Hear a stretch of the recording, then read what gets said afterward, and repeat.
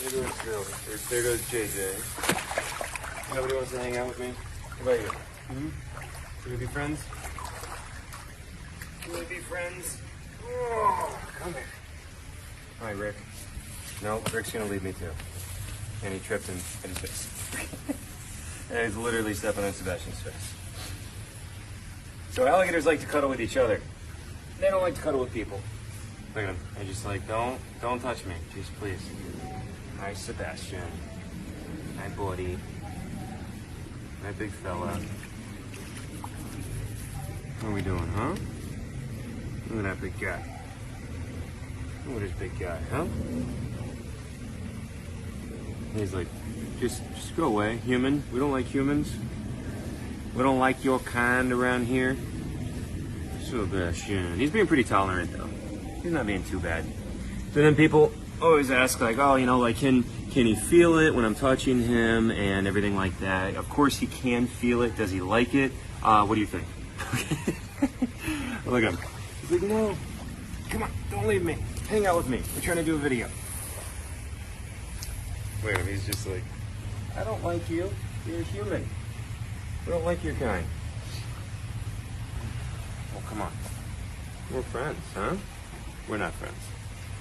I'm friends. He's not friends with me. I'm friends with him. That's one of my favorite things I always say is I love them. They don't love me. You know? Because people ask that all the time. Like, do they love you? Do they bond with you? They tolerate me. But honestly, they don't like people.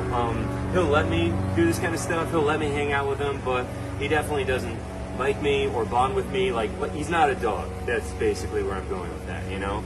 And then a lot of people ask too, like, if one of them was to attack me, would the other one protect me? 100% never. No gator. None of the alligators I work with would ever do that. And in fact, if that situation were to happen, the other alligator he'd definitely join in. Like, as soon as he saw that you're at a disadvantage and he sees the opportunity, he would definitely join in, you know? Now, again, I can like hang out with him, and I mean, now he's actually letting me sit here because maybe I've annoyed him enough. But I can definitely hang out with him. He's not going to try to attack me or anything like that, but there's not that bond, you know, that people want to be there. They want that to be a thing. It's not a thing with them, guys. It just doesn't happen with them, you know? Oh, and then something, I mean, I've covered this one like ad nauseum, but people ask all the time, oh, he must be like this because you just raised him, right? No. This is a wild-caught adult nuisance gator. Sebastian's been here from the wild for, I think less than a year from the wild. Pretty sure. Maybe a year and a half then. Something like that. I don't remember exactly. But he's not been here too long, you know? And all the gators you see me working with are wild-caught nuisance alligators that come in as adults. I've never raised an alligator in my life, actually. So none of them are raised by people or anything like that. They do come in as wild-caught nuisance gators. And when I say that, what I mean is, I shifted my weight. It looks like he wants to leave. When I say that, I mean, when no, don't leave. Stay. Good boy. He doesn't know that. But no, so when an alligator becomes a nuisance, and that means a threat to human life or property, and if it is just somebody thinks it's a possible threat, then it's going to be treated as one. And nuisance gators are typically shot and killed. The state kills about 7,000 to 8,000 nuisance gators every year in Florida. Okay, so it is a big problem. Now, the only way a nuisance gator trapper makes any money is by killing the alligator, selling the meat and the hide. And so me and the group that I work with are the only ones dumb enough to work for free. So we volunteer our time, completely unpaid, to rescue them out of people's backyards and bring to sanctuaries instead of having them killed and selling them for a profit, right? They don't allow relocation or release because of their homing ability. So even if you did take him 100 miles away and drop him off, give him a month, he'll go back to this same backyard he was caught from.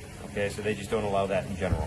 But anyway, so that's why they're here. That's where they come from, and that's you know, just goes to that whole thing. Like, I didn't raise any of these gators. They are wild-caught adult nuisance animals that come in. And how does this happen? 100% training. That's all it is. It's training. It's understanding the animal, knowing how to work with them, knowing how to work around them, and getting them to be this way. They're not drugged. They're not raised in captivity. We didn't just feed them. Those are all the big common excuses.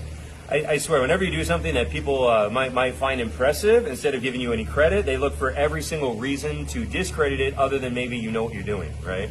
So that's one that like makes me nuts personally, but I get it every day. You know, that's most of the majority of the comments on my on my videos and whatnot are people just trying to figure out how I'm able to do this without me knowing what I'm doing.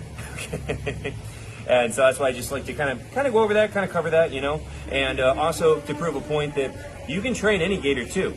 You know, I mean, all of these guys in here, I can sit like that with them. When you see my videos, I really do focus on a couple individuals because a lot of times they're the most fun ones. Like Zilla's fun. He's very reactive. He's got a very bad feeding response that makes him try to bite me a lot, and so it's exciting. You know, so we do a lot of videos with him. But like Sebastian, you probably haven't seen me do very many videos with Sebastian because he's pretty chill. And I mean, this is what he does. So I don't do a lot of videos with him because it's not as exciting. You know, we try to make things exciting, obviously.